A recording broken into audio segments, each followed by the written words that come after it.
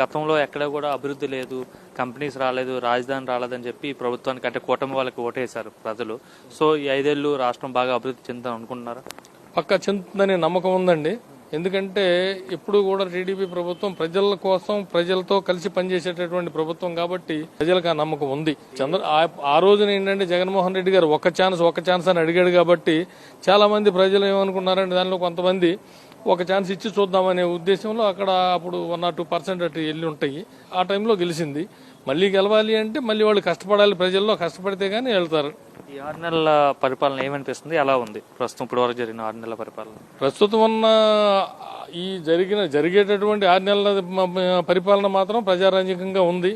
ప్రజల దగ్గర నుంచి ఇచ్చినటువంటి సమస్యలు అనేది వస్తున్నాయి. ఆ వచ్చిన సమస్యలు పరిష్కరించే పని మీద మంత్రులు ఉన్నారు, సీఎం గారు ఉన్నారు.